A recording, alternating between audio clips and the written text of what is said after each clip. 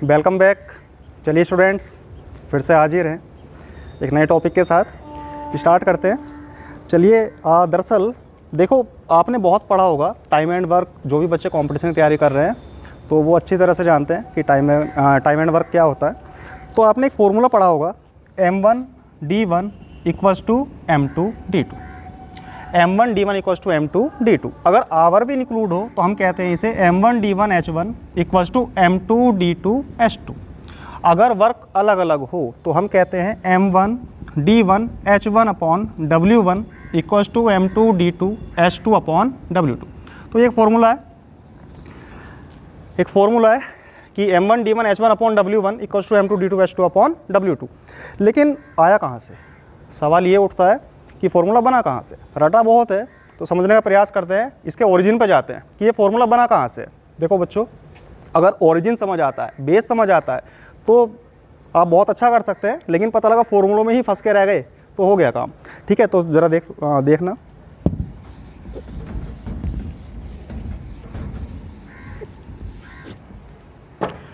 Time and work का topic है। पहले मुझे ये बताओ, सारे बच्चे मिलकर ये बताना कि M और D में क्या रिलेशन होता है।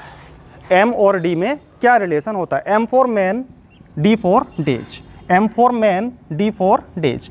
मैन और डेज में क्या रिलेशन होता है? देखिए, रिलेशन दो तरह से होता है। मैथमेटिक्स की अगर बात की जाए तो एक तो चलता है आपका जो वेरिएशन चलता है, एक होगा आपका डायरेक्ट वेरिएशन, और दूसरा होगा बच्चों आपका इनवर्स वेरिएशन। एक होगा आपका डायरेक्ट वेरिएशन और दूसरा होगा आपका इनवर्स वेरिएशन। डायरेक्ट वेरिएशन से मेरा क्या मतलब है? अच्छा, अगर 2 रुपए की 5 टॉफ़ी आती है, अगर 2 रुपए की 5 टॉफ़ी आती हैं तो बच्चों ये बताओ 10 रुपए में कितनी टॉफ़ी आएंगी? आप कह रहे होंगे सर अगर रुपए 5 गुना हो रहे हैं तो भैया टॉफ़ी भी 5 गुना हो जाएंगी, 5 टाइम्स। कितना? 25 टॉफ़ी। चलिए ठीक है, यहाँ से हमने ये समझा अगर रुपए बढ़ेंगे तो टॉफ़ी बढ़ेंगी।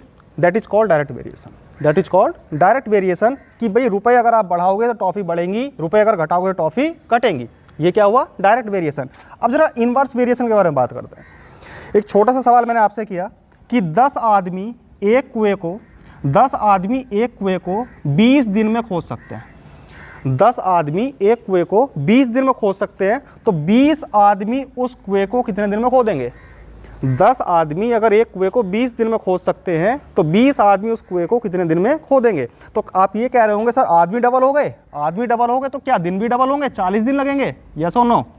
क्या 40 दिन लगने वाले हैं? बिल्कुल नहीं। मुझे आप खुद बताओ, 10 आदमी लगे हुए, कोई गड्ढा खोद रहे हैं, कोई कुआं खोद रहे हैं, कितने दिन लगे हैं? 20। अब अगर मैंने आदमी बढ़ा दिए तो क्या दिन कम होंगे या ज़्यादा लगेंगे? आप कह रहे हो सर दिन तो कम होने चाहिए। अब इसका मतलब ये वेरिएशन कैसा है बच्चों? इनवर्स वेरिएशन है। उल्टा अनुपात है कि अगर आदमी दुगने हो रहे हैं तो दिन क्या होगा? 2 का उल्टा 1/2, और 20 को 1/2 कितना बनेगा? 10। कितने दिन लगने वाले हैं? 10। यहाँ से आप समझे होंगे कि डायरेक्ट वेरिएशन क्या होगा और इनवर्स वेरिएशन क्या होगा। चलो मैं इनवर्स वेरिएशन का एक और एग्जाम्पल आपको देता हूँ। मुझे ये बताओ, सब लोग जानते हैं कि D equals to ST, distance equals to speed into time.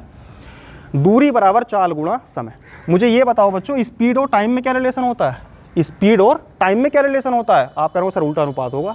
मतलब अगर स्पीड बढ़ाऊंगा तो कोई डिस्टेंस कवर करने में टाइम क्या लगेगा? मुझे कम लगेगा, और स्पीड अगर मैं घटाऊंगा तो टाइम क्या लगेगा? ज़्यादा। तो यहाँ पर भी क्या चलता है? उल्टा अनुपात। स्पीड और टाइम में भी कैसे रिलेशन चलेगा? उल्टा अनुपात। जब हम DST पढ़ रहे होंगे तब मैं इसके बारे में विस्तार से चर्चा करूंगा, लेकिन फिलहाल जो हमारा टॉपिक है वो क्या है? हमने प्रूफ करना है M1D1 इक्वल्स टू M2D2। तो देर ना करते हुए टॉपिक पर आते हैं।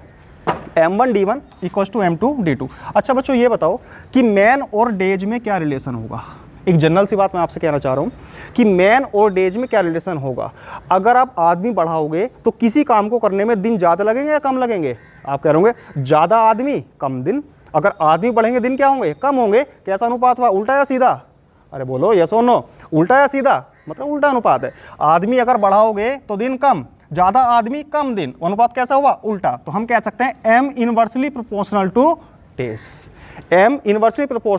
डेज। अब मुझे ये बताओ, अगर मैं ये प्रोपोर्शन का साइन हटाऊंगा तो ये कांस्टेंट लाना पड़ेगा। कांस्टेंट हमने K ले लिया, ठीक। मल्टीप्लाई करते हैं, MD इक्वल्स टू क्या होगा? K, जहाँ पर K क्या है? कांस्टेंट। इतना क्लियर है?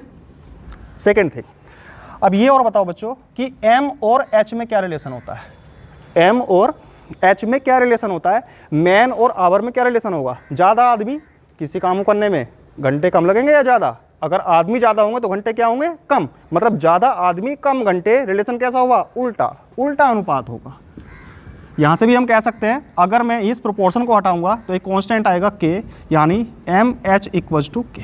ये भी एक कांस्टेंट हुआ, ये भी एक कांस्टेंट हुआ। अब बात आ रही है वर्क की। मैन और वर्क में क्या रिलेशन है? मैन और वर्क में क्या रिलेशन है? तो हम कह रहे होंगे ज़्यादा आदमी ज़्यादा काम और कम आदमी कम काम। ज़्यादा आदमी अगर होंगे तो ज़्यादा काम करेंगे, कम आदमी अगर होंगे तो कम काम करेंगे। रिलेशन कैसा हुआ? डायरेक्ट। ज़्यादा ज़्यादा डायरेक्ट, ज़्यादा कम इनवर्स। ठीक, तो यहाँ पर हम क्या कह रहे होंगे? ज़्यादा आदमी ज़्यादा काम, मतलब डायरेक्ट रिलेशन है। m डायरेक्टली प्रोपोर्शन होगा किसके? w के। फिर से प्रोपोर्शन हटाऊंगा तो m इक्वल्स टू के डब्ल्यू, यानी m अपॉन डब्ल्यू भी क्या होगा? ये कॉन्स्टेंट होगा। m अपॉन डब्ल्यू भी क्या होगा बच्चों? कॉन्स्टेंट होगा। तीनों को कंबाइन करते हैं। मुझे ये बताओ md क्या है? ये कॉन्स्टेंट है। md क्या है? कॉन्स्टेंट है। m अपॉन w क्या है? ये भी एक कॉन्स्टेंट है। m अपॉन w क्या है? कॉन्स्टेंट है। और m इंटू h क्या है? ये भी एक कॉन्स्टेंट है। मतलब md h अपॉन w क्या होगा? कॉन्स्टेंट होगा। अगर ये कॉन्स्टेंट है तो हम कह सकते हैं कि m1 d1 h1 upon w1 equals to होगा m2 d2 h2 upon w2 equals to होगा m3 d3 s3 upon w3 equals to and so on. ठीक है, तो प्रूफ हमने कर दिया कि ये फॉर्मूला कैसे बना।